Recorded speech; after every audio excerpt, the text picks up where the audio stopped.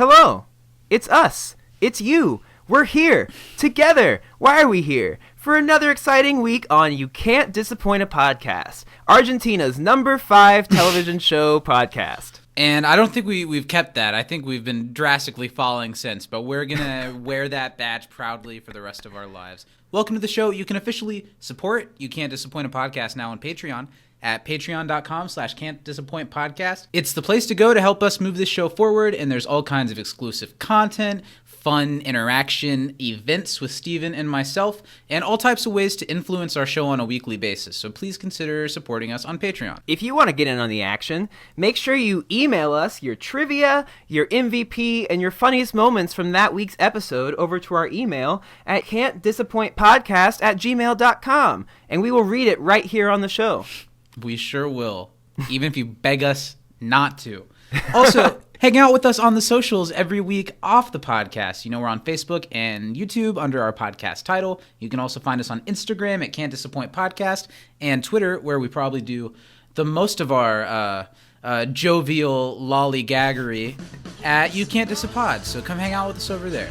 Yeah, make sure you you smash that like and subscribe button. Give us that attention that we so desperately crave. Yeah, throw us your hearts, your wallets, and a couple kisses here and there, and we'll keep on pushing out this baby of ours that we call You Can't Disappoint a Podcast. And then they called cut. And the scene was over.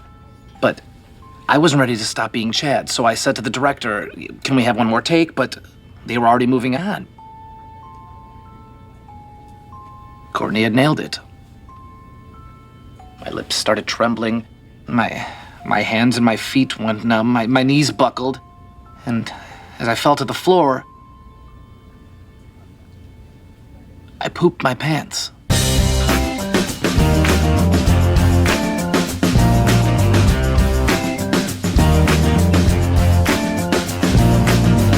Ah, Zachary, it's nice to see you. I've been waiting. Why are you saying for it like that? We've been talking for the last hour. How are you doing? I'm doing the same I was when you asked me 20 minutes ago. Welcome. I see you've been waiting at Sorry. the bar for me. You're going to have a sip of Starting hostile. What did some you say? Macallan? You're going to have a sip at the bar? You're going to have a nice little... that's what's happening. Yeah. A spritzer, if you can do it. Spritzer. Oh, I'm going to have a Macallan. Yeah, actually, I thought of you on Easter because... They don't have quail. Yeah. I was drinking some pretty nice Japanese whiskey. It's similar to Scotch, but it's not Scotch. I did, because I did the whole like put on the ice cubes, roll it around your tongue and shit. Fun of you. And I looked at Danny and I was like, Zach would die right now if he saw me. And no, I would give you a hard time, and then I'd be like, but let me try it. Like, I'm gonna do it too. Yeah. It's nothing but good-natured ribbing. Ooh, I love. Is it ribbed for my pleasure? Yeah. Can we put that, if we ever make like You Can't Disappoint a Podcast condoms, can we like write on the side like good-natured ribbing for Steven's pleasure? Okay, in what world are we making You Can't Disappoint a Podcast condoms? Well, hey, we don't want if we ever, as if it's like a STDs. side podcast we could do. Listen, STDs. STD Awareness Month. I'm just saying. Send every Patreon member over the age of 18 Actually, here's the thing. Condoms shouldn't be just over the age of 18. They should be especially for people under 18. Okay, we are so tangenting already, but I'm going to add to it. Lily and I had a conversation the other day of like reminiscing on how in high school and younger, if a young girl tells their parents that I want to go on birth control, most often they're going to be like, "No, you're too young." But I think when I am older as a parent, if it's to the point where my kid's asking me to go on birth control, there's probably shit already going down. And no matter what I feel about that, I want to keep my kids safe. So if your kid says, "Hey, can I go on birth control?" put your kid on birth control regardless. Absolutely. I also think there are a lot of like benefits to being on birth control other than just the whole like you're not going to get pregnant thing. Right. But, you know, Yes and no, because it can kind of it screws up it can your mess system stuff in too. some ways too. Well, it didn't work so well on me. Welcome to but You Can't Disappoint a Podcast, everyone. It's going to be a deep week. I can already feel it. This has been a weird couple of minutes. I'm one of your two hosts, Zach, and my balls are touching my zipper. And I'm Steven, and I ordered the squab. because they didn't have the quail. Welcome to the show, everyone. I'm glad you're here. We're brought to you by our $10 and up patrons, Danny M. Lugo, Mary Baker Budisa, Justin Brummett, and Brian Thurman. Scholars, they all are. And if you'd like to be added to that list, you have to become a $10 and up patron at patreon.com/can'tdisappointpodcast, where for $5 and up, you can get all kinds of stuff, like our weekly live You Can't Dis a pre-show that we record before we do this little baby right here. And you can also get Nerdstalgia, my side podcast, any one-off podcast that me and Steven decide we want to do. There's new stuff there every week, so come check us out. Hey, ya. And, of course, we are brought to you by the man whose seed planted the root that became Zach and Steven. Our community papa over at Communities on Twitter. You've done so much for us. You help people find our show pretty much every week, which is it's a great feeling. So thanks for helping us out. Yeah, thanks for putting us out there on the street corner and being like, hey, world, touch these boys like they've touched me. And and it's really we're appreciative. Yeah. We were a little scared at first, but these tricks aren't going to turn themselves. No one's touched these boys quite like Papa over at Communities on Twitter has. He finds new ways to touch us constantly, and it's really appreciated. That was a new one. I'm glad we found that. Welcome to the show, everyone. How are you, Steven, since we're doing the fake bullshit small talk thing? I'm doing well. I am about 3 hours ago, I had a needle in my arm, and not for the normal reasons. Not for the usual reasons. Not for your hormone replacements. No, I got no vaxxed testosterone today. This day. No, huh? No testes. That's what I call it. I think that was obvious. I don't think that needed to be clarified at all. But we're trying to say something good. Say what you're saying. I got vaccinated today for COVID, not the flu. I don't believe in flu vaccine. Look at your kid's autism, so you can. Yeah, but the COVID one I'm down with. So I went and got my first shot today. I got the Pfizer, the Heat Pfizer, the Heat Miser shot. I'm Mr. Green Christmas. I'm Mr. Sun, and now I'm halfway to being fully vaccinated. No COVID. I don't have a follow-up to it. I don't have a rhyme. I'm Mr. Da-da-da-dun. Something. We'll write it. Yeah. I'll write it on the chalkboard. You got your shot. That's great. I'm glad you were able to, especially living in Chicago. Yeah, it's tough. I lucked out. People. Yeah, you did luck out, and I think both of us, our family, we've been lucky. I've unfortunately known people that I really admire that have passed away over the last year. But as far as my family and my immediate close loved ones, we were able to keep safe, and we were able to keep together. Even if some of the people closest to me, I wish would have taken it a little bit more seriously. We were lucky that everyone was okay, and I'm glad that everyone in your family is okay too. It's nice to be on the other side of it, and I can't wait to rub my hands all over you again and really taste your spit droplets. Yeah, I cannot wait to cough in your face, Zach. I am, itching to do so. That's all year been my answer of what's the first thing you're going to do once the pandemic is over. And I want Steven's warm, mucusy cough breath all over me in various states of undress for the private OnlyFans. Mm-hmm. Yep. Welcome to the show, everyone. We're here to talk about a really unique episode of Community. It's season 2 episode, what is it, 19? 19. Yeah, season 2 episode 19. We're almost done with it. After this, there's 5 season 2 episodes left. It's season 2 episode 19, Critical Film Studies, which was directed by the great Richard Ayoade. Ah. Is that how you say his last name? Sounded right. You're a big fan of the IT crowd. Yeah. That sounds right. He directed this episode. That's really cool. It's his only directing credit for the series, and it's definitely the type of episode that a director can put his mark on. It doesn't look like any other episode of Community. There's absolutely no Greendale in it, I don't think. Absolutely no Greendale. It looks completely different, but it fits it's a completely different type of episode. And it was written by Sona Panos, who this is also her only writing credit on Community, which is I don't know her. I guess I didn't either. She was on the audio commentary. She seems really cool. It was She had been on the writing room for a while, but this was the only episode that she got a credit for. That's awesome. And it originally aired on March 24th, 2011. Happy St. Patrick's Day. Is it March 24th, 2011? No, it's like a week before. Okay. Happy belated, 10 years belated St. Patrick's Day. Thank you. I celebrated privately that year. Yeah, there's a lot going on personally, but you still wanted to feel the spirit of the holiday. I did. It is a really unique episode of Community. I'm excited to dive into it and talk about all the things it's got going on. Let's kick it off with some trivia. I've only got 3 questions for you this week. I've got a whopping 1, 2, 3, 4 for you, all right, Zach. So you kick it off with the twofer. All right. Where did Chad have his first kiss? Okay, so I've only got 2 questions because that was under the big tree at Cougar Town Field. It sure was. So give me 2 more. According to Troy, what did Abed get to drink at the restaurant? According to Troy, what did Abed get to... No juice? No juice. He had some That's good no juice. And then how many authentic Indiana Jones whips does 70. Willie move a year? 70. Hell yeah. Yeah. All right, hit me with one. I've got 2. What drink does Abed order first at the restaurant? Ooh.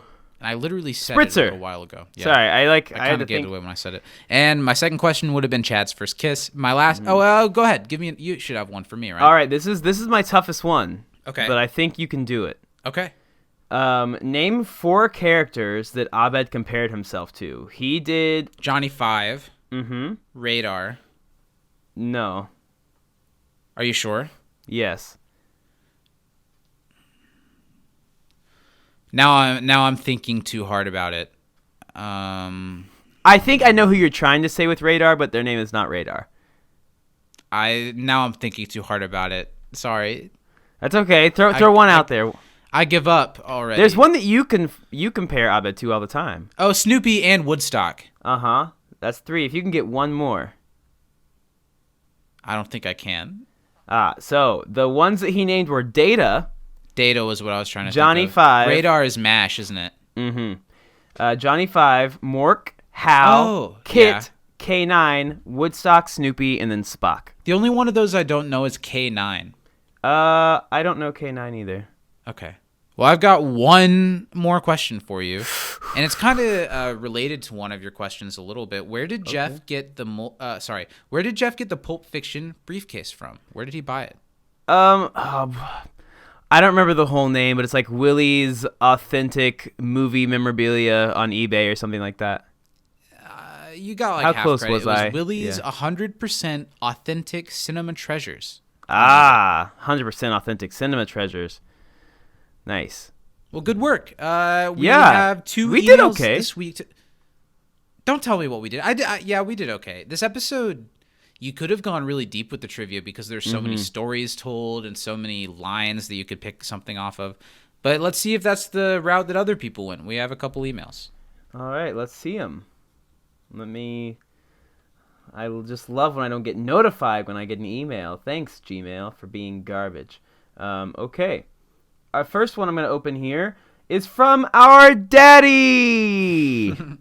Thanks, Dad, for writing us. I wish you'd paid some child support when we were growing up, but yeah, you know. I was thinking the same thing. I wish that you could have put the time that you put into writing us trivia emails for the podcast into having a catch with us as children. I would have loved to have a catch with you, Pops. I still would.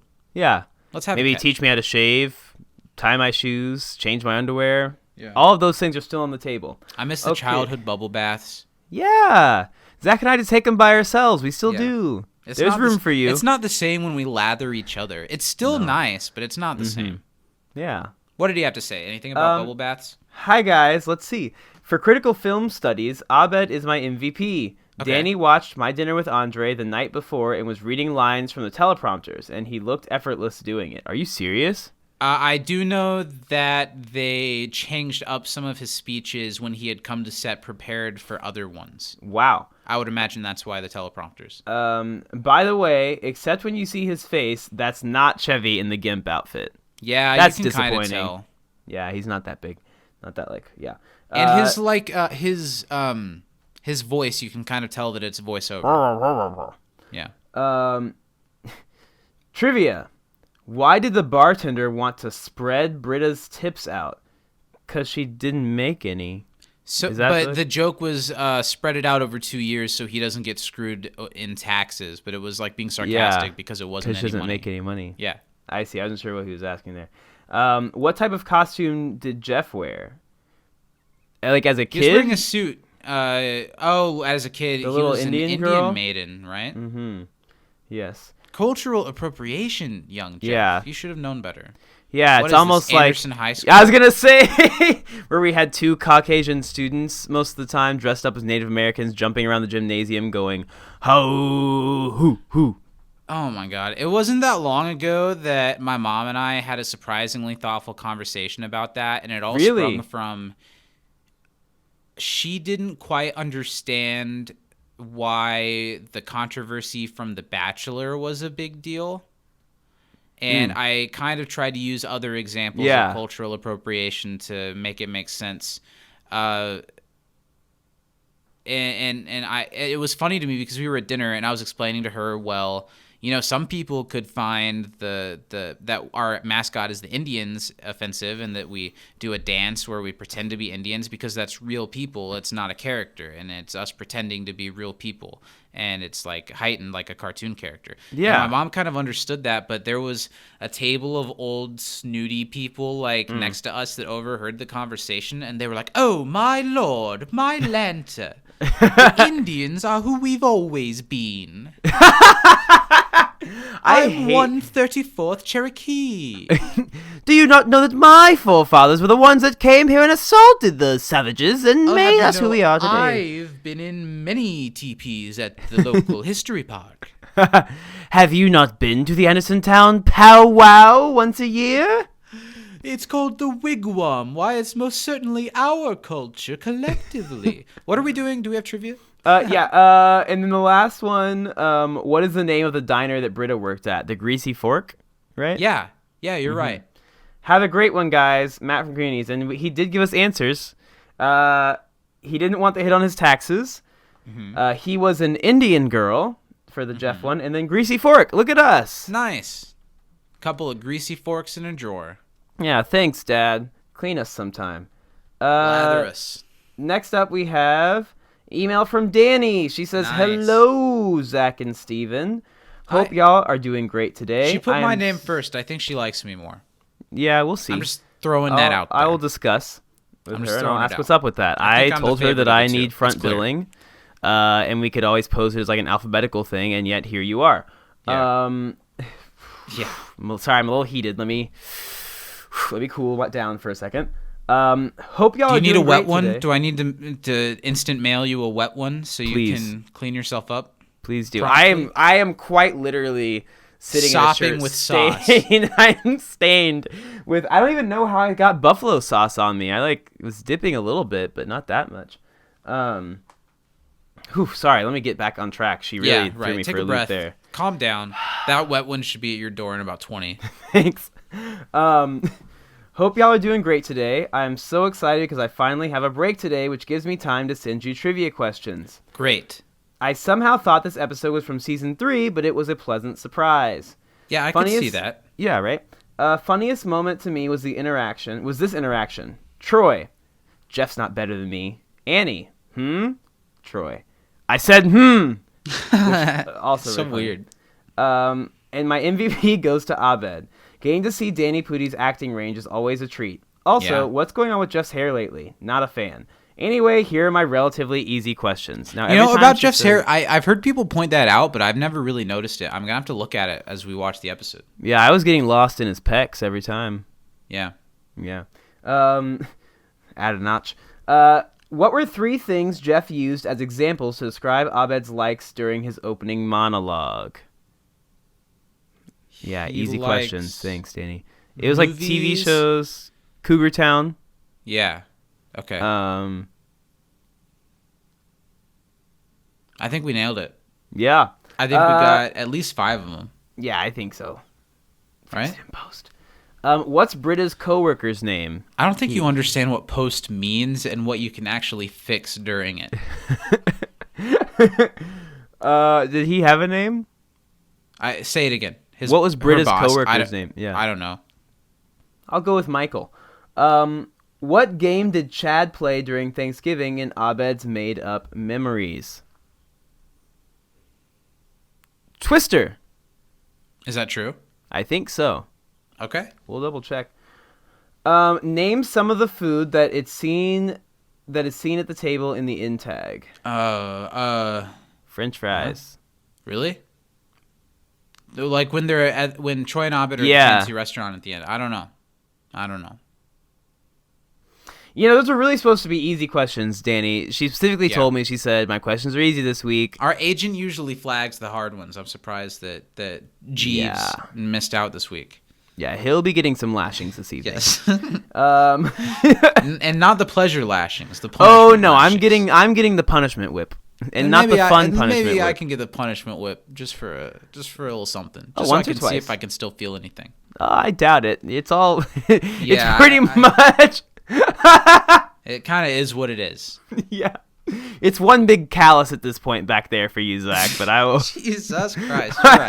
I'll do my best. Big hugs, I'm starting Danny. to look like Mel Gibson in The Passion of the Christ. But a little bit less sexual. Only slightly. Big hugs, Danny. Danny, thank you for writing in, although you did lie to me once again about the difficulty of the questions. I'm not sure about these hugs. We're still in a pandemic, Danny. Yeah, and you put Zach's name first. So no, that part's fine. I'm happy that you wrote in this week, that you had a little break, but maybe next time, do it as we discussed, please. She chose, and her choice is clear. Yeah, I guess. How's Lil doing? What are they up to today? Oh my God! Do not ask that. Nowhere of your concern, you scoundrel. Lil is at work, in which they will remain. And they brought what they told you two dating yesterday on the side podcast we recorded. Really? My lord, I forget why. We were talking a lot. We talked about Glee on Nerdstalgia, so we were talking a lot about marching band and show choir. Did you cut that out? Yeah, but it's hard to get rid of the entire sound of my tears. It was a little obnoxious. You're like, we'll have none of that on my show. Today's episode is weirdly structured. So what do you think about your prospects going into our I am not 20-second confident recap? Because of the structure of the episode. I think it's going to throw me for a loop. So I don't think I can get things chronologically. I'm just going to try and hit all the hot spots. I don't know that I necessarily... having really good chronological order might improve a grade, but I don't think it's what I look for. Okay. I think you can do it. Let's see. Are you ready? We're gonna find out, everyone, as we like to find every week. We're gonna get on our hands and knees, and we're gonna get our mouth wide open to find out: did Steven watch the episode? This week. All right, I've got my timer ready. Are you ready, my friend? What do you call them? Were you speaking in tongues? Did you just get bit by a snake at your... Was your vaccination really that you got bit by a snake at your church this morning? Because that's the They true said it would heal all touch. wounds. Right, and the tongues haven't quite worn off. Let me take a deep breath is what I tried to say. No, you were trying to say it before you had to say it, you piece of shit. All right, I'm counting down. I don't care if you're ready or not. We're going to find out, everyone. It's 3, 2, 1, go. Happy birthday, Abed. They're at a really nice restaurant because that's where Abed wanted to meet, but Jeff has a surprise party planned for him at Britta's place of work where she sucks, doesn't get any tips, and it's Pulp Fiction themed. And then they go to the thing, but Abed's doing a whole My Dinner with Andre thing. He went to the set of Coopertown and pooped his pants because he was nervous, but he was Chad. Chad lived a whole life that was better than Abed's, but it was really all a conversation he wanted to have with Jeff because they're friends and he feels like he's leaving him because he's not growing anymore, and the briefcase got on fire. Two big things that you did not mention. Well, not one's a small thing. You mentioned Britta's place of work, but you didn't really mention that it was like a diner. Mm-hmm. And you didn't mention anything about Jeff opening up and how that made Abed uncomfortable. You did not do a terrible job, but none of the Jeff stuff kind of took it down a little bit. But I think it's a B, just a clean B. Thank you. I'll take a clean B this week. Yeah, you did all right. And just for that score, you'll get a clean D tonight. Hey yo. To spoil our conversation we'll have about it in a couple minutes, I really, really enjoy this episode, but it's not laugh out loud. It's more respectable than it is hilarious. That being said, was there a moment that stood out to you as funniest? There were a couple. I think that the Troy moment where he's like, Jeff's not better than me. I thought that made me really laugh, especially because he was really now I'm gonna punch myself. It's not Harvey Keitel that plays the guy in Pulp Fiction that Troy was being, right? No, that's it's North. Edward Norton. No, Edward North. Is that his name? I don't think so. No, I know who you're talking about, but it's like the guy from the beginning of the movie, right? Yeah, and the end, right? and maybe one point in the middle. It's tough to keep track of that one. But I thought that line was really funny because it was just him kind of unhinged as he was the whole episode, right? And then I think that the reveal of Pierce in the gimp suit, Tim Roth was Tim Roth. That's what it was. Pierce in the gimp suit is really funny. Was really fun, especially when he's like, "Am I the?" Yeah, it's like, "Am I the main character or the love interest?" The love interest, yeah, kind of both. Again, Pulp Fiction's very hard to keep track of. It is. Both. My favorite funny moment was more just a little thing. Danny Pudi's performance in this one has so many little moments, and especially after watching My Dinner with Andre and seeing clearly when Abed is doing My Dinner with Andre and when he is like, oh, I don't know what to do because this didn't happen in My Dinner with Andre. Yeah. Was really funny. So a moment that was funny for me was when Abed realizes that Jeff is actually going to open up, and Abed kind of drops his character and he like looks really, you'll have to look when we get through it. He looks really, he has a funny look where he's like, oh, I don't know what to do now. Yeah. So that was kind of mine. It wasn't a hilarious episode, but there are a lot of little things that are really nice, thoughtful touches throughout the entire thing. Yeah, overall I liked it quite a bit. I thought it was a really good episode. It wasn't not my favorite of the season, but definitely a really good episode of the show. Yeah, I think this episode is Community at its most meta yet. Because it's so meta that I'm going to have trouble even explaining this circle of thought that it gets me down, but it almost feels as though Community was afraid of becoming the show that just does spoofs. So to prove that they weren't, they did an episode that looked like it was going to be a Pulp Fiction episode. I don't know exactly, but I would imagine the commercials maybe implied that this was going to be a Pulp Fiction episode. Yeah.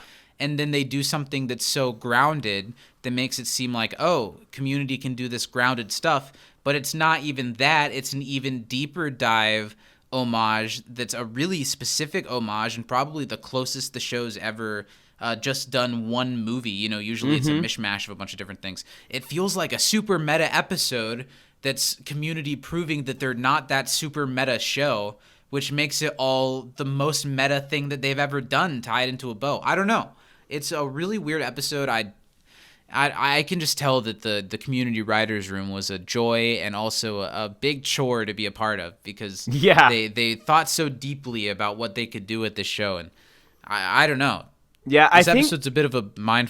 What I like so much about this episode is, like you said, it was so focused on the My Dinner with Andre, but they still had enough Pulp Fiction stuff in there for me because we've talked about Quentin Tarantino a fair amount on the show before, and I like Pulp Fiction quite a bit. It's but I'm glad Community didn't do a Pulp Fiction episode. Exactly. They had just enough in there that it it fed my hunger for the pulp. It's almost like a precursor to that episode of Rick and Morty where it was promoted as the Rick and Morty Go to Atlantis episode, and then it was a completely different thing entirely. Yeah, that's a funny episode. That is a good one. Let's dive into it, and I don't know, I don't exactly want to take it line by line like we usually do for a lot of these monologue stretches. I did watch My Dinner with Andre to prepare for this episode, and it's a bit of a chore of a film to get through. Literally the entire movie, except for the beginning and end, is two men, Wallace Shawn playing a man named Wallace and Andre Gregory playing a man named Gregory, sitting down to dinner. Playing a man named Andre. Andre is a little bit of a... I don't know. He's like one of those artsy people that has a bunch of stories of foreign lands to tell, and he's very philosophical, and Wallace thinks he's kind of weird and had been avoiding meeting up with him, but ends up having a conversation that he thinks he'll never forget. And it's not exactly a very exciting movie, but it's cool that they made it, and it's a cool idea for a film, and it's cool that it worked at all. And it's so... I mean, the movie came out around 1980, I think, and why would Community, a 2011 sitcom, decide to do an episode based on this indie movie that had some notoriety 30 years ago? Yeah, it was very interesting. The clips that I watched of the movie, like, I kind of got the gist of, okay, this is what's happening. Like, you know, it's kind of uncomfortable. Everyone else thinks that it's uncomfortable. Like, the waiter seems like he's like, are y'all, like, you good over here? And I'm sure people have done, you know, hour-long analyses of what the blinks that the waiter does mean in that movie, because that's what people do with films like that. But it was, you know, it's an odd choice, because it's not like a millennial pop culture reference that is like, you know, a Die Hard or a Star Wars or a type of thing that they've done before or that people will like get like involved for. That will get people like really like, I love that movie. This is like such a deep dive. I am... Woo! Yeah, you're right. But I think that they chose to homage My Dinner with Andre works really well for Community, because there have been, I've said before that I really, really like the relationship between Jeff and Abed. There were some episodes in season 1 that really highlighted that. But I think this is by far my favorite Jeff and Abed episode. And I think using the backdrop of My Dinner with Andre paints this episode that's a really thoughtful, emotional episode from these two people in the study group that know each other really well and understand each other really well, that have kind of disconnected. Yeah. And that it's also exactly what My Dinner with Andre is just like icing on the meta cake. This whole opening sequence of Jeff walking towards the restaurant is very much what the beginning of My Dinner with Andre is. It's Wallace walking to get ready for his dinner with Andre. There are a lot of establishing shots of New York and him getting to the restaurant.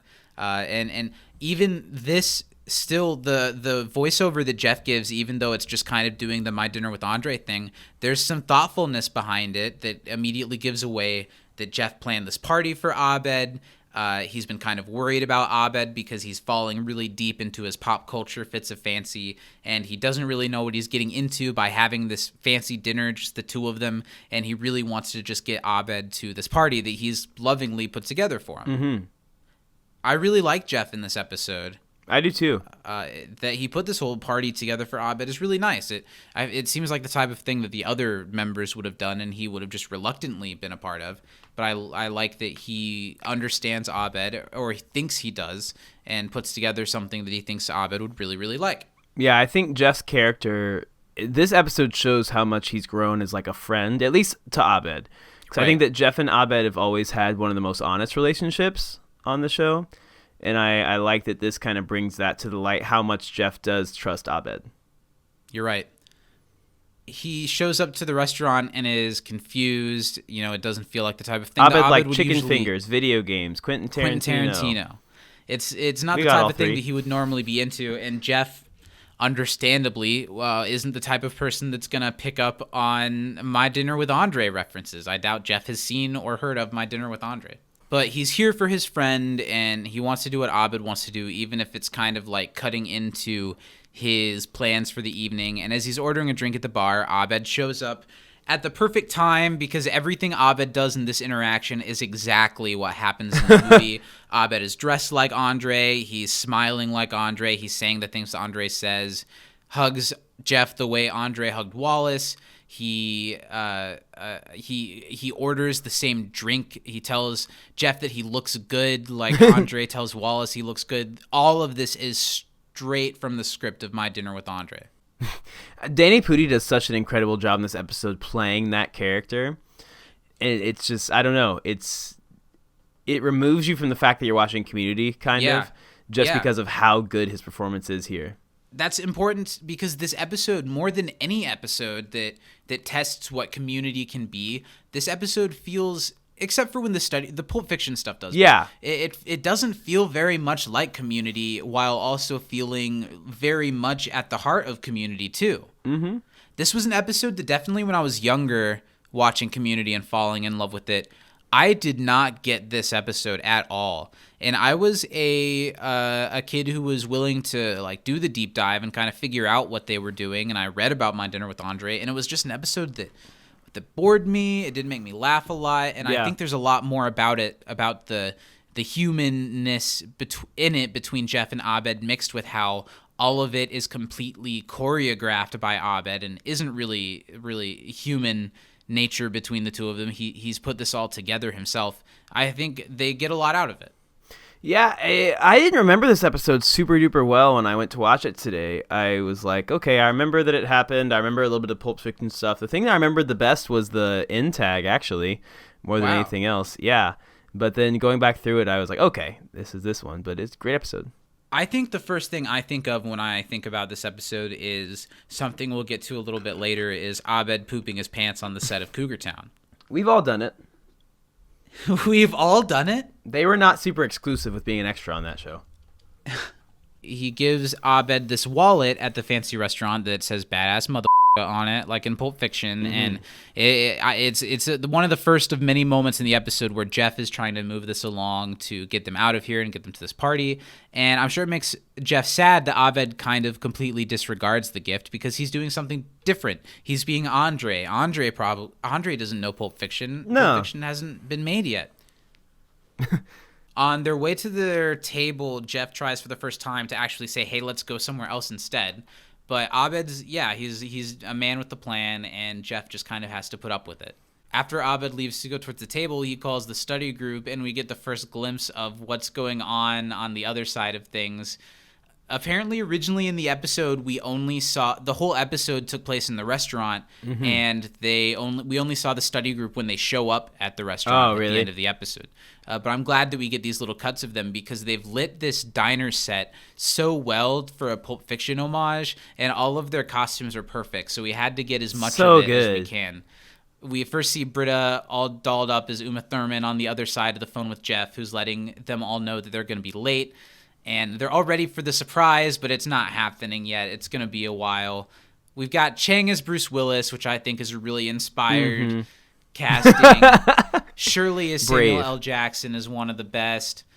Pierce is the Gimp, even if it's not Pierce. It's so not Pierce. No. Why wouldn't Chevy just do it? Chevy read the script and he was like, oh, so I don't have to show up for this shit, do I? Like, no, I guess not, Chevy. You know, honestly, yeah, why don't you just stay home and send us in your lines, Chevy? Yeah, I think that all the costume stuff is really funny. I honestly think that it would have been easy to make Chang the Gimp, and I'm glad they didn't because and it would have been easy to make Troy Samuel L. Jackson. I'm glad that they made it Shirley. Mm-hmm. Although not much about Troy, I almost didn't even think about Troy being Tim Roth's character until later in the episode when they're like acting out the scenes. I wasn't exactly sure who Troy was.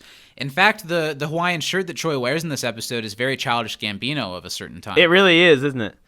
I think he officially, now he's said this before, but I think he officially now dropped the moniker. He said he did before, but then released a whole project under that name, so who knows? There was going to be one more album, and then I guess that was the album, but I don't think it was originally. So he's just Donald Glover now. He's just Dong Lover again. That's cool. I mean, he's going to be in that Amazon series version of Mr. and Mrs. Smith. With that'll be cool. That'll be interesting. I'll be glad to check that out. Season 3 of Atlanta is being filmed right now. Yeah, that'll be like cool. That show. I still haven't seen season 2. Season 2 was weird, but it was good. I'm excited. I'll definitely probably just have to revisit it all before season 3 starts. That'd be a great thing for us to talk about over on You Can't Dis-Appreciate, or as a little side recap podcast. Follow what our community people are doing. Exactly. Everyone at the restaurant is really excited for Abed to get there. They think he's really gonna like it. They think he's gonna say cool at least 5 times. Annie points out, which I think is cute. Annie looks cute. Yeah. She looks like a first lady. She does. She looks like Hillary Rodham Clinton. Shout out to Hillary. Come on the show. Let's talk about it. Come on the show. You're on. You got your own podcast, so come over here and we'll give you a little free press. We'll give you some free. Let's role play. Send people over to your show. You'll be Bill. We'll be Monica's dress. And come on the suck us show off all podcast long. Hillary Rodham Clinton. Bring Bill. They're setting up in the what? Yeah, bring the sax, Bill. Yeah. Do you remember those photos from when Hillary was running for president of Bill Clinton playing with balloons with the biggest smile on his face? Yeah, I think that Bill Clinton. Okay, they talk about Joe Biden being senile. The problem is, I think Bill Clinton acted that way when he was younger as well. So he just has not. Yeah. That's why it's not concerning. There isn't much of a crazy funny joke that sets off the theme song in this one. It's literally just Pierce's, the zipper is touching my balls. Or my balls are touching my zipper, and then it cuts into the theme song. Yeah. I thought that was a little bit, they could have done a better job with that. Don't you think there would have been a better joke? Yeah, I wish they'd had a little bit better one. I do like the joke that comes afterwards, though, a little bit, where Pierce and Shirley are saying they've never seen Pulp Fiction, and Shirley's like, oh, I saw it on the airplane version that's 30 minutes, and it's about some dancing kids people who love like Jesus the Bible and burgers. They dance. Yeah, that would be. I'm sure on an airplane, Pulp Fiction would be about 20-30 minutes. Yeah. We get a nice glamour shot of Troy staring at the briefcase that's in the middle of the room. Very Pulp Fiction. Being curious about what's inside it is very Pulp Fiction, and that kind of sets that up, that it's going to drive Troy crazy. He kind of feels like Jeff is being a better friend to Abed than he is, and it's making him feel kind of jealous. I like the little stuff they do with Troy in this episode quite a bit. I do too. There's that situation that is funny between him and Annie. Well, and it's kind of reminiscent of the whole talk at the diner that Edward North, goddamn, yep. Yeah, Edward North. Come on the show. That Timothy Roth and I can't remember the actress's name who Annie is portraying. I don't either. But that they have in that diner where he's like, everyone thinks they're better than me because they're going around, blah, blah, blah, and he's like kind of yeah. But I like that because Troy is very unhinged this episode. He is, and it's the Pulp Fiction in him, but it's also, I think, the friendship jealousy. Yeah. Well, I mean, because Troy is Abed's best friend, so why is Jeff the one who he asked to go eat at a fancy dinner with him? Yeah, and back at the fancy dinner, they're ordering, and Abed orders exactly to the line what Andre does in My Dinner with Andre. What is squab? Is it another type of Squab bird? Is another type of small bird, yes. Are a restaurants small still game serving fowl. things like squab and quail? Yeah, really fancy ones do. I would try it. I had some game fowl so we like had a twice a year we have like a training conference. How many spritzes of ice of mountain water from Nicaragua do you have to spritz on your quail to activate the flavor? You actually have to whistle the local bird's song in its ear before you eat it. Okay, well, you're the one who brought it up. Let's hear it. So the Midwestern, do you want the quail or squab song? I think I want quail. Okay, the Midwestern game fowl quail that's commonly served at 5-star restaurants around here makes a soft song. It's almost seductive in its tone, but it's kind of a lower than you'd think a bird's sound would be. Most of the time but no, this quail, it's very sultry. Almost sounds like a cat's purr. That's how it lures in its prey, but that's also how you lure it in. You go, and then the quail just appears. Are you constantly luring in quails? Often, most of the time on accident, but you know, you reap what you sow. Come on the show, quail. I'm calling you. Come on. We're calling you out, quail. Jeff's reaction when Abed's like, they don't have quail, and he's like, okay. I don't know. He just doesn't get what Abed's doing at all. Not at all. It's really funny. And I like that Jeff, who clearly doesn't get what's going on, is just trying to get out of there. So unlike where in My Dinner with Andre, where he's like, I'll just have whatever he's ordering because he doesn't understand the menu at all. Right. Jeff's like, salad. Like, just give me something quick so I can get the hell out of here. Right. And we dig into kind of Jeff is concerned for Abed because he's not acting like Abed at all. He's acting like Andre, which is weird.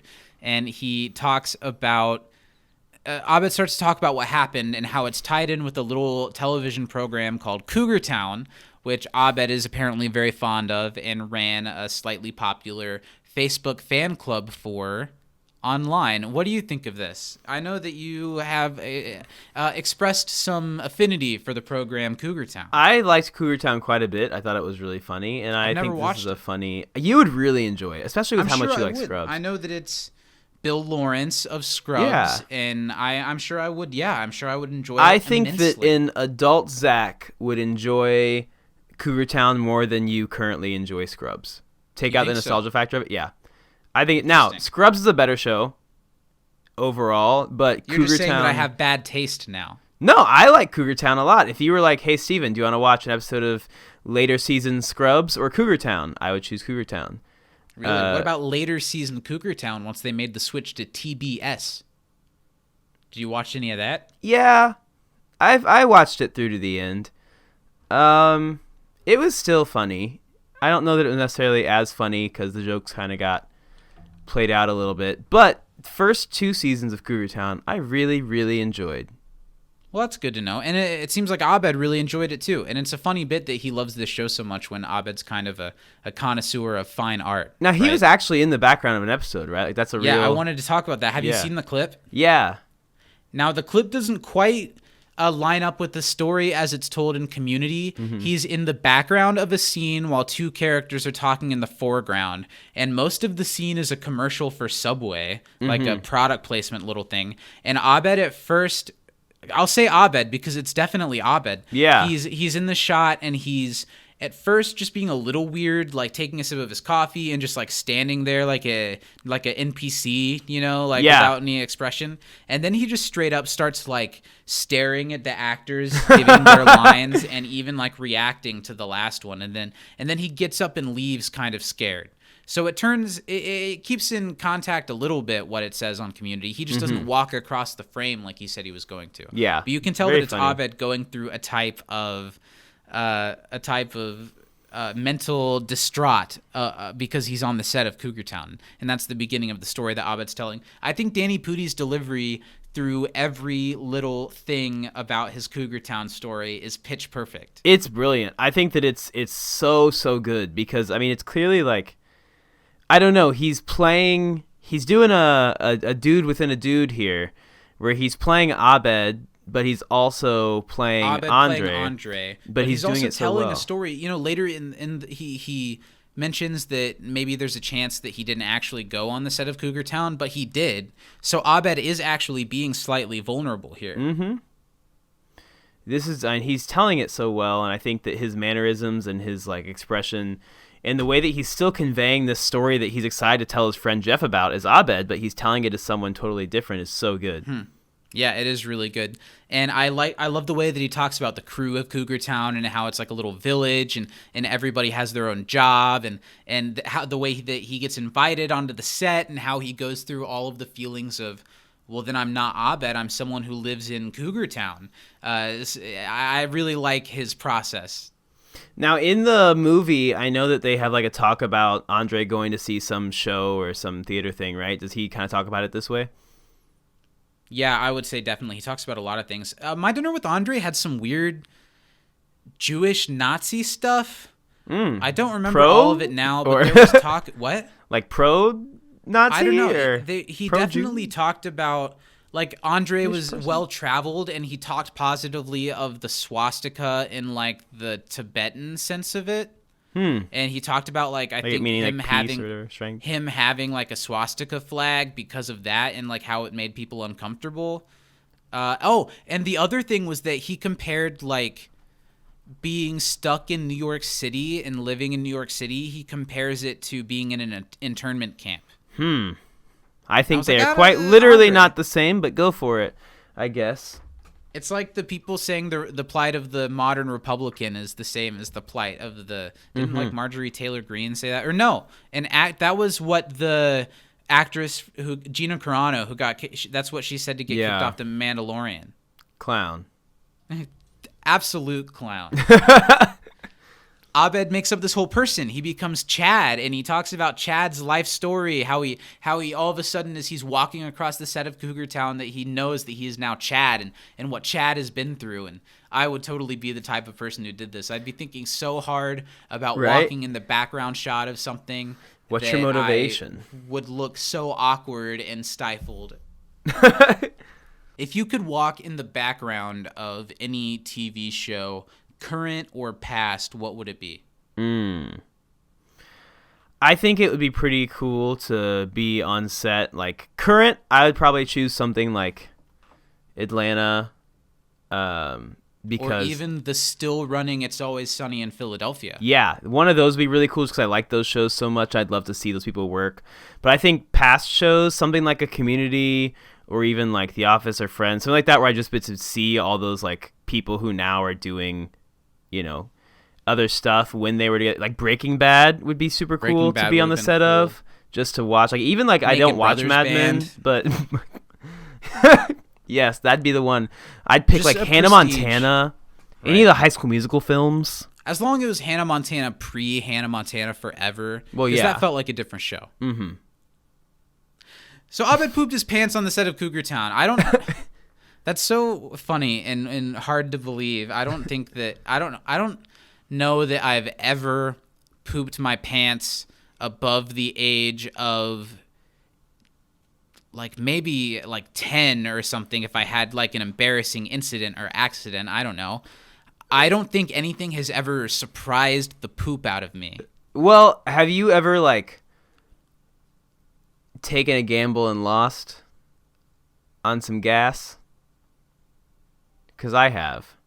Like with your car, like on the amount of gas? No, like you thought you were going to pass gas and it was poop. Oh, and it was a poop. It was a shart, yeah. But has literal feces, have turds come out of your butthole, or are you like, oh, that probably left some bits and I need to go to the bathroom now? No, like it was a liquid. Because I think turds left Abed's asshole on the set of. Well, here's the thing. It was liquid turd, soft serve turd. Well, no, I've not had a right poop out of my butt when my pants were pulled up. I have been a little sickly in the stomach, and I thought I was going to pass gas, and it turns out it was more than that.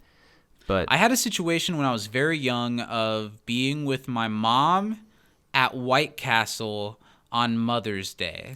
What a time. And I don't even think we had eaten yet, but we were in the White Castle, and I was really trying to hold it because I was excited for some slideys. Yeah. And then it was instantly that I have to poop now. Yeah. And I had to have been like 6 or 7 or 8 or something.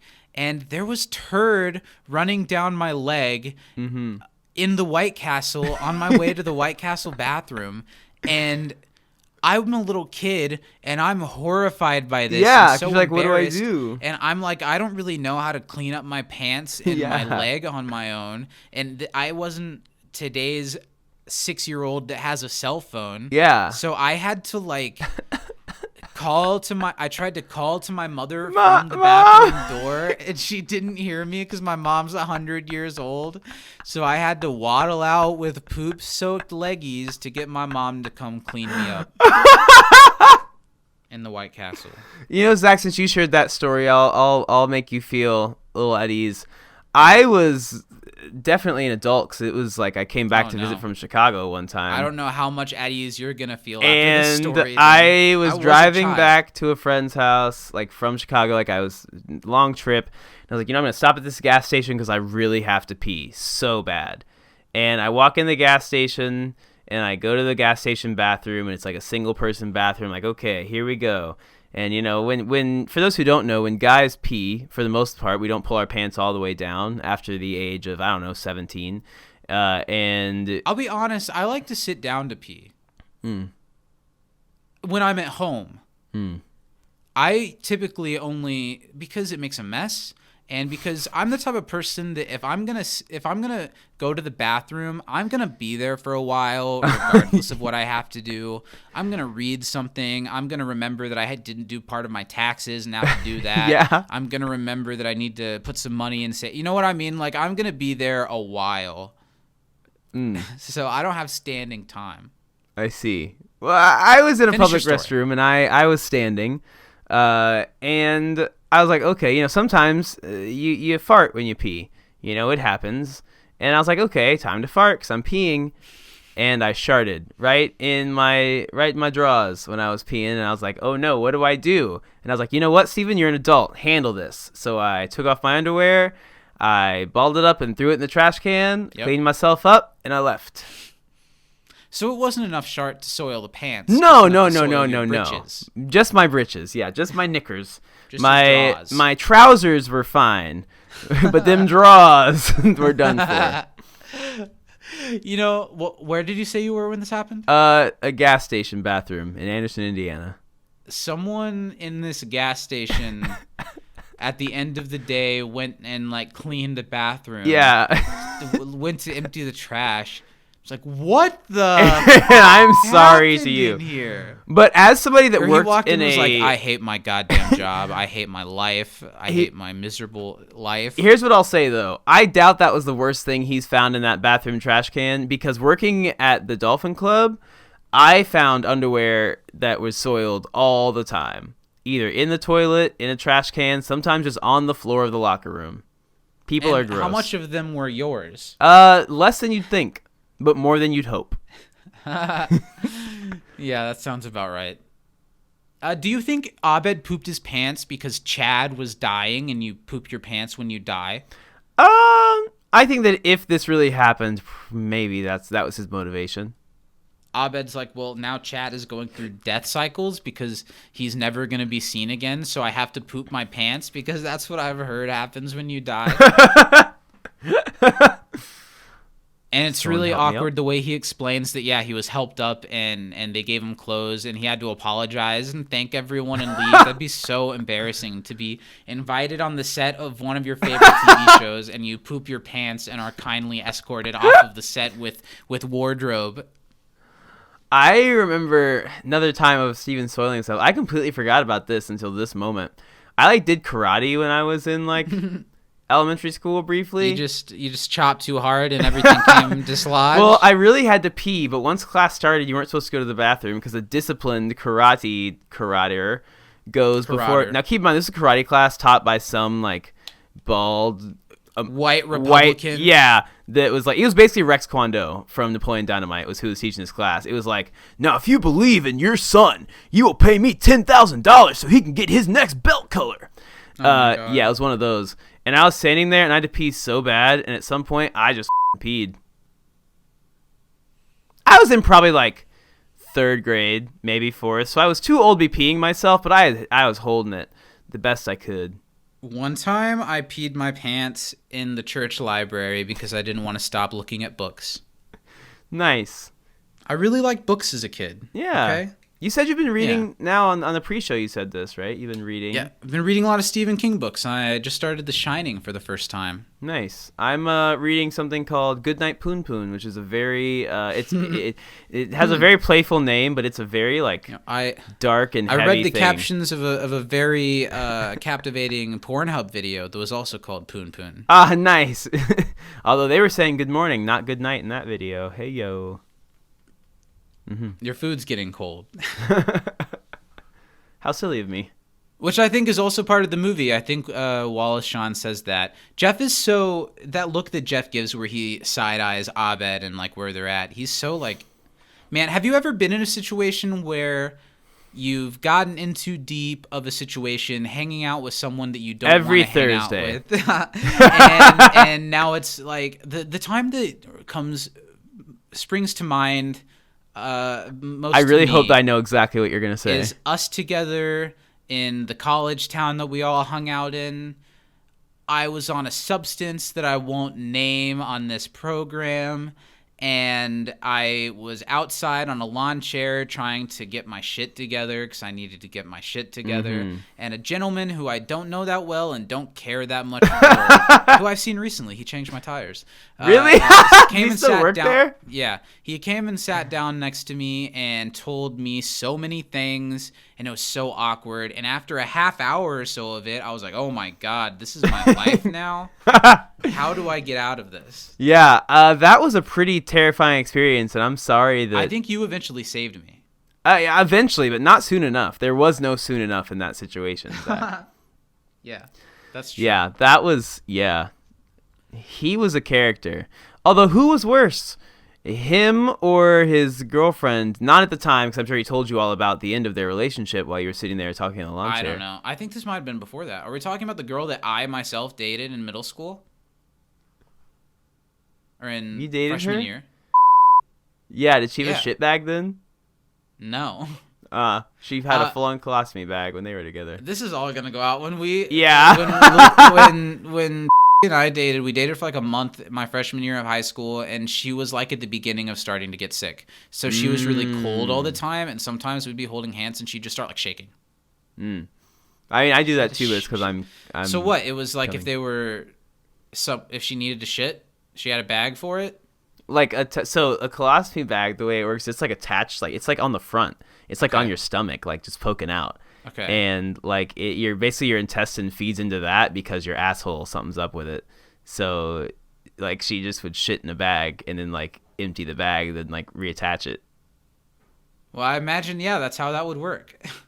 Yeah. Back in the diner, Troy is still nervously watching this briefcase. He's got next week on Nerdnostalgia, we break down colostomy bags. You're making so much of this unusable. I know. I don't know if I'll use that or not. Maybe I will. Who cares? Yeah.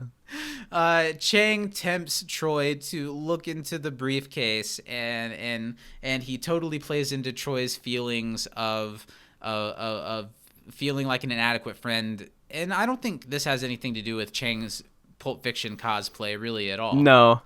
The hilarious bit of Troy's present for Abed being shown, and it's very clearly a wrap helicopter. There are several jokes about not being able to tell what's inside of the wrapping paper, and I think that's a really, really, really funny bit. Mm-hmm. I don't really care. I found myself tuning out most of the times, or I guess it's really just this time, but that the coworker talks very much. Does he have a name? I don't see a name tag. Danny, are you making shit up? Brian. His name is Brian. Britta just said Brian. With an I. His name's And Brian. I don't like how this little sequence between Britta and Brian, I guess, how it ends with someone saying, "Oh, I guess everyone hates Britta." Yeah, we're getting assholes. to that era of Britta. I think it's Annie that says it, isn't it? Yeah, it is Annie. Rude. But it gives us an angle of Shirley as Samuel L. Jackson drinking a milkshake, so I can't be that mad. Mm-hmm. Now, I asked like a couple weeks ago, like what Britta does for work, how does she survive? I guess she works at this diner. And yeah, I don't think they had ever mentioned it before. No. And they don't really even mention it here. She just starts talking about how she works there while they're there. Yeah. But I guess they all have to be making some type of money somehow. Back in the diner, Jeff is still trying to get out of this situation, but we're getting closer to Abed kind of driving a nail into Jeff and getting him to start thinking a little bit deeper about the conversation that they're having.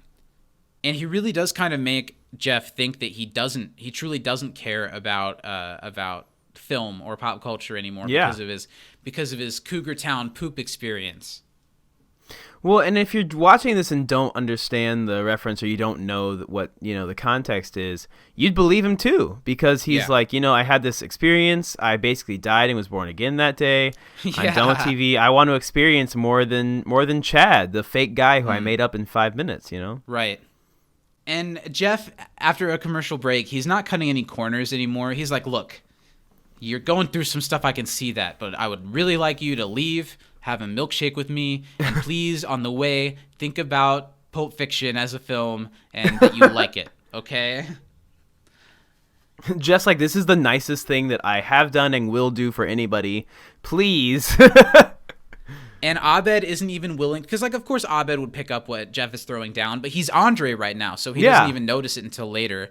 And he explains how talking about stuff like that makes him feel like a robot, exchanging catchphrases and stuff like that. And then Jeff starts to snipe back at Abed with, how come that's fake conversation, but talking about what type of conversation is fake conversation is real conversation. Yeah. It starts going very contextual and philosophical and meta here, doesn't it?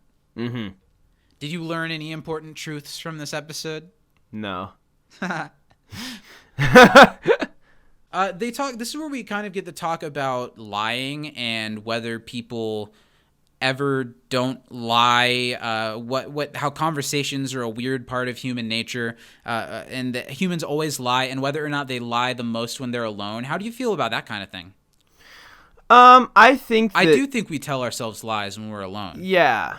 I think that part of and we believe the lies. Getting older is being able to discern what lies you've told yourself and have been told throughout your life and which things are true. You know, I think that's part of at least what growing up is right. It's figuring out your own kind of truth to yourself. Yeah. I think that there are some things that like you can't just be, okay, this is true, this is not. But there are some things that you can decide about yourself, I think. Sure. That when you grow up, you kind of get to do. Blink-182 truly did say it best, so I guess this is growing up. Mm-hmm. What do you think of Jeff's admission that he calls a phone sex line and pretends to be 400 pounds so he can feel like someone would be attracted to him even if he wasn't the man that he is? Not to kink shame, but that's weird as shit. I don't know. I feel like that's a weird thing to do. And I think it shows that Jeff is still very egotistical. Yeah, and it's showing Jeff's privilege that he has to pretend to be someone that he sees as lesser than to up his current ego. I mean, there was a whole episode not that long ago about Neil almost killing himself because people were calling him Fat Neil, and Jeff's the one who coined that, and yet Jeff is also like, let me call a sex line and tell them I'm 400 pounds so that they tell me they like me because I'm paying them to. Yeah, Jeff is always, one step forward, two steps back. Mm-hmm. But Jeff is starting to let some stuff out, and when his phone rings again, he doesn't want to use it as a way to get them out of the restaurant. He's breaking through to something, so he puts his cell phone in the water and keeps his conversation going.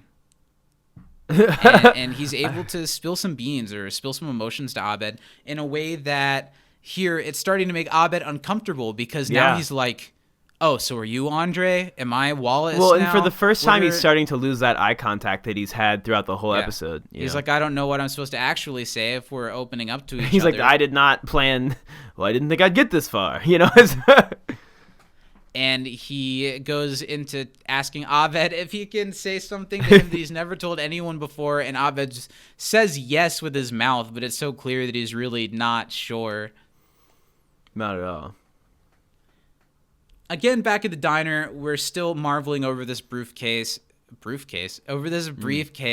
and Troy he's just got to do something about it. He's got to see what's inside of that bad boy. Chang's gotten into his head with, what does he say later? His dark Chinese magic or something like that. I don't know if that's something I don't know if that's what it was.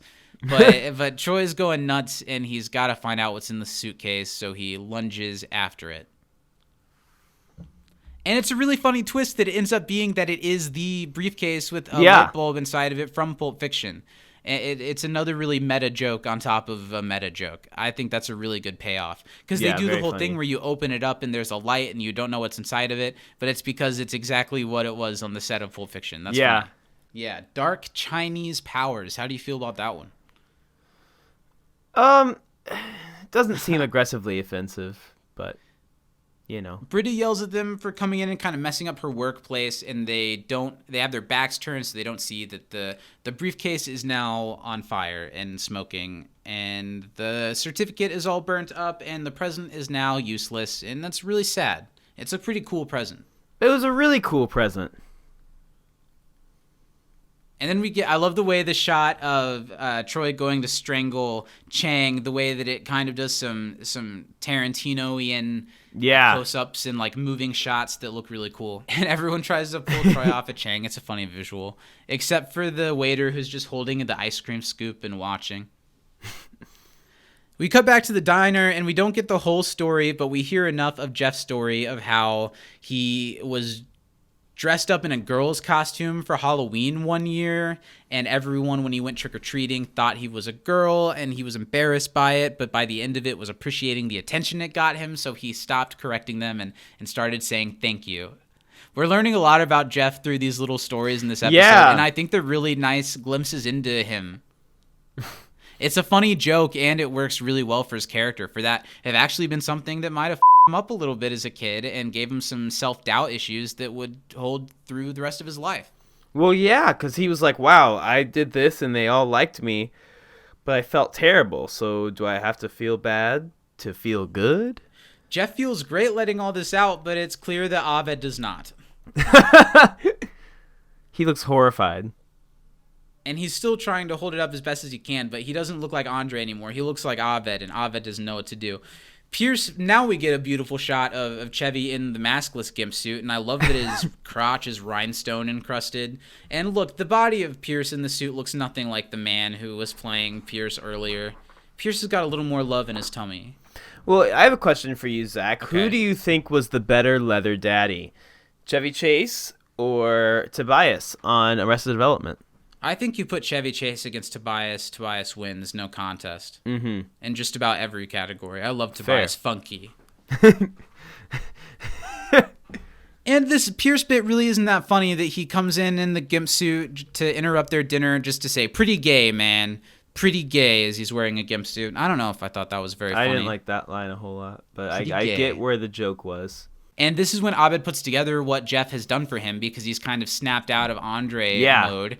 And he's really excited. He thinks that would be cool and that he wants to go do it. Jeff thinks truly that it doesn't matter anymore because of the breakthrough that they had. And it's funny. Now Abed's like, let's wrap this up. Come on, check. Let's go. The guy tries to say, oh, but you're my dinner with Andre thing. It's not done yet. And I like how Abed's like, check. Come on, bye. And this is when Jeff figures out what's been going on this whole time, that they haven't been having a thoughtful conversation. Abed has been doing some type of performance art thing, pretending to be the film My Dinner with Andre, which Jeff has never heard of. And the way Abed delivers his, it's just a movie about two guys talking in a restaurant. And Jeff takes his phone out of the water. He feels very embarrassed now and mad at Abed because he's done so much to try to make him feel better when Abed used him to do something to make himself feel better. Abed says it shouldn't matter if he really pooped on the set of Cougar Town, but I think it does matter, and I think he did. It does. Yeah, I think he did too.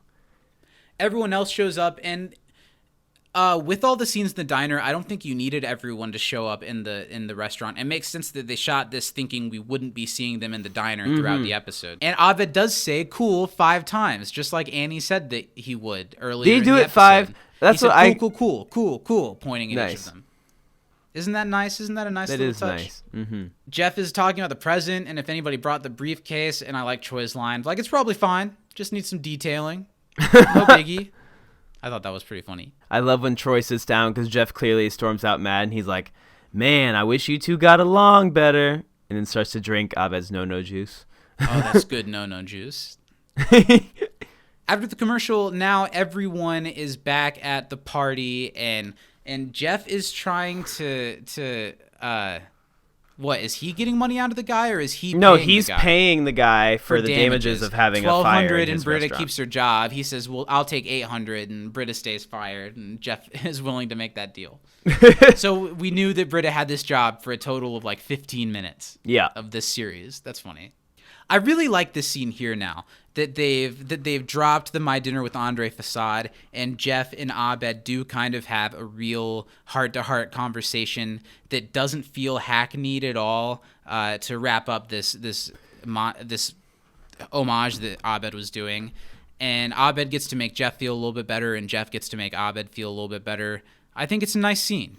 Yeah, I got a little bit emotional when Abed was talking about kind of feeling like Jeff was distancing himself from him, and like he hasn't been growing and everybody else has. I think that Danny delivers the lines fantastically, but it's also just a really great scene between two friends. You know, I think that we all have friends that we kind of feel like we drift apart from sometimes, and that can be hard because sometimes it happens organically and it's not anyone's fault. You know, you're still just as good friends, but maybe something happens, someone gets busy, or you're not around as much. But we've all kind of, I'm sure, had those moments where we internalize it and we're like, oh, is this because do they hate me? What did I do? You know, so I think that that's a very real thing. You're really right. And I like how this kind of works in favor for the writers, because I'm sure Jeff and Abed doing less together in the show wasn't intentional, but then they noticed the pattern and used it as a storyline to where when he says we used to do a lot and now we don't anymore, you are like, yeah, they did. and it's a little sad. One line that I like that's really meta is when Jeff uses the word spoof and Abed says, "I prefer homage." Yeah. I feel like that's what they say in the community writers room when they talk about the types of episodes that they do. They don't want to call them spoofs. They want to call them homages because spoofs are like Scary Movie and stuff like that. And they probably felt like they were higher than that. Yeah. Which I think they are too. And the way that Abed frames it, that he tells Jeff that My Dinner with Andre is about a guy who's supposed to get a dinner with a friend that he's been distancing himself from. It is a really beautiful moment. I can totally see why this would make someone emotional. And I love that they chose to, and it doesn't feel cheesy at all. I think in some ways, this episode for me is what mixology certification is for some people. Yeah. Because I love how it's so homage heavy and community, but after faking and simulating all the real emotional conversations, they really naturally work the real one into the end of the episode where it doesn't feel rushed. It feels so natural that they have this conversation, and it doesn't feel out of character from the Abed we've seen always and throughout this episode, who can't really do stuff like this. Yeah. It works really well, and the two men play this moment so well. Totally. Okay, so we've got Data, Johnny Five, Mork, all the ones that you mentioned that I couldn't remember. Sometimes when we do trivia, my blood starts pumping. Yeah. I'm like, oh shit, I don't know anything. Idiot. And I'm thinking Stupid, that so much fool. that I can't actually come up with anything. It's okay. I relate. I mean, if you could see like an image of what goes on in my head when I try and say if I watch the episode or not, you'd weep tears of fear, arousal, sadness. That's all. Okay, I also really liked the button on the scene of Jeff telling Abed that we need to keep a tight, heavy lid on the little Indian girl story. Tight, heavy lid. And Abed goes, oh yeah, THL. Cool. I love it. I think that's a really funny moment. Yeah, tight, heavy lid, no problem. Abed's the best. He is the best. Danny Pudi's the best. Danny Pudi's definitely probably the most impressive acting performance on this series, because even when he's not the focus, he's always working so hard on. He just embodies Abed, and you have to for a character like that. And then this episode really lets that character run wild and take the foreground of the whole thing. Yeah, Abed doesn't get to take any scenes off. You know, he has to be Abed clearly all the time. He doesn't get to just sit like as an actor. Joel, Gillian, Donald, they can kind of sit around the study room table and goof off when it comes to their reactions. Yeah. Danny Pudi always has to go things through like, is this how Abed would filter this? And he does a beautiful job at it. Yeah, he does. We kind of fade out of the episode with one more voiceover monologue from Jeff that really wraps up the way that My Dinner with Andre wraps up, where he kind of gives away that the experience that he had with Abed really did change him, and he doesn't think that he'll ever forget it. We wrap up some things that he goes to pay for the bill at the expensive restaurant, and nobody was there, the lights were off, but then it becomes a surprise party again, which I didn't totally get this part. Was the surprise for Jeff? I think so. But the presents are still for Abed. Yes. But the surprise is because Jeff wanted there to be a surprise? I think it's because they're surprising Jeff, like, hey, you did all this and it wasn't for nothing. We're still going to have the party. Because you went to all the trouble to put it together. Yeah, I think it works fine. And really, it lasts 2 seconds, and then they're all dancing and doing Pulp Fiction while Jeff wraps it up on a monologue, and you kind of forget about it. That's one of the only things that I maybe raise my eyebrows a little bit at this episode. But all of this little montage is great, and while Jeff talks about how it wasn't their best party, it wasn't their worst party, but it was a pretty good party. I like it. It's nice. A nice wrap up to it. All of the Pulp Fiction shots between all of them are pretty funny. Yeah. The shot of Abed being handed the obviously wrapped helicopter and still not verbally showing that he has no idea what it is really funny. It's great. He's like, what could this be? No, I don't know. And then they do the dance from Pulp Fiction. They stage the diner shootout from Pulp Fiction, and they get to have their Pulp Fiction party in the fancy dinner place, which I think is cool. Yeah, it's very nice. They all have their milkshakes. They're laughing. I drink your milkshake. I drink it up. I drink your milkshake. Where's my boy?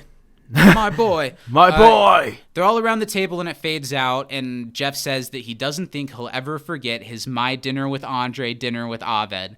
And the last line of My Dinner with Andre is voiceover. I don't think I'll ever forget my dinner with Andre. So that's a beautiful way to wrap it up. Yeah. What a weird episode that is surprisingly emotionally nuanced in a lot of ways. The ending of this episode is really nice. And the end tag is one of my favorites in recent weeks, too. Yeah, definitely. Like, we've had a couple that were less than, like, stellar. The one that was the study group all, like, looking at their phone, and then they just left. I think that was last week. Yeah, that wasn't it. But this one is Troy and Abed are having a dinner at the same fancy restaurant, I assume, at another time.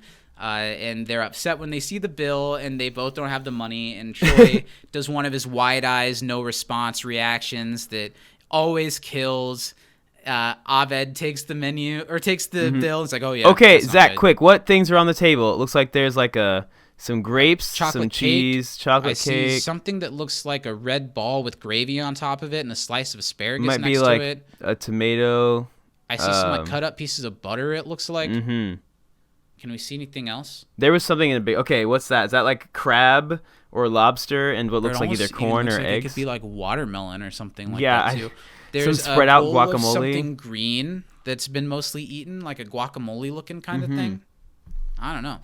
Troy is, what market are you shopping at? Yeah. And then I guess the very end of this was improvised when they're sitting there, and the way Abed really methodically puts his stuff away, and he's like, okay, I am going to run now. And Troy, through his tears, is like, me too. And they both run away. And that's the end of the episode. That's how this one ends. I really, really like this one. Yeah. I thought it might even fall flat for me still when I went in to watch it, but I enjoy it a lot, and I think it does everything that it wants to do really well. And whether you know My Dinner with Andre or not, it'll explain what you need to know during the episode without making it feel like they're telling instead of showing, or they're really over-explaining. They let you know what you need to know without like patting you on the back. Mm-hmm. Absolutely. And what do you think for your MVP this week? Are you gonna go the way our email correspondence went, or yeah, are you I'm definitely going Abed. It's got to be Abed for both of us. There's no way you can't give this episode to Abed. Sure, Jeff is really great in it, and Troy has some really good moments, but it's absolutely a tour de force performance from Danny Pudi as Abed. If any episode should have maybe gotten him an Emmy nod or something, this is the one. Mm-hmm. Do you have anything else to add to that of what's so special about Abed in this episode? No, I just think that he just does a great job. I mean, we raved about Danny Pudi's performance the whole time. I think that he is on 10 the whole time and nails it, whether he's being Abed as Andre or Abed as Abed. I think he really just carries so well this episode and gives one of the best performances of the show so far. I agree. It's really, really good, really well done. And that's it for this week. And it's a really great episode. I would probably say this is about an A- of an episode. Yeah, I'd give it an A. You give it an A. I really, really, really enjoy this one. And it's both one of many Community homage episodes, but it's kind of in a league of its own at the same time, where it's unlike any other episode of Community. And I like when you can say that about one of its episodes. Looking forward to the things coming up. Next week, we're going to be doing this whole thing again with competitive wine tasting. Woo. It's the first of the final 5 episodes of Season 2, so we're getting close to wrapping up Season 2, which is nuts. If you want to be a part of our competitive wine tasting episode, you can email us at can'tdisappointpodcast@gmail.com. What do we want the people to send into us? I would love if you would email us your trivia, your questions. Yeah, we didn't get any bones. I haven't been sent a single Danny said bone. she was going to send a bone, but the date is up. They had till, the 18th? Oh, I guess they still have till...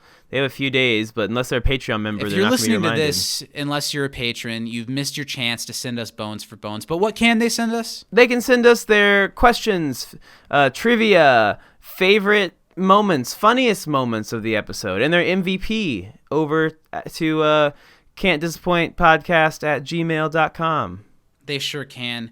Please send us all that in. Follow us on Facebook and YouTube under our podcast name for all the fun stuff we do, all the videos we post on YouTube. Follow us on Twitter at YouCan'tDisAPod. Follow us on Instagram at Can'tDisappointPodcast. Be a part of this thing. We love doing it, and we love you guys interacting with it. There are some big things in the work coming for us very soon very that we're excited to share. Things that we can already talk about are that we're wrapping up season 2, and we're going to have another big season 2 a roundtable episode to close everything out with some really special guests. We've got some interviews that we're working our way into making happen. Yeah, it's going to be good. 2021's just getting started. A lot's ahead. Yeah, I'm super excited for what's coming up. I think that it's been a great year already for the show, but I think that it's going to get even better. Steve and I are going on vacation in 5 months together. That's going to be awesome. Yeah, you're right. It's a good start to the year, and I think it hopefully is only going up. Yeah, let's wrap this thing up from inside. Oh, no, I want to talk for a second. I wanted to talk at the front of the episode, and since we have a little bit of time, I want to mention it now.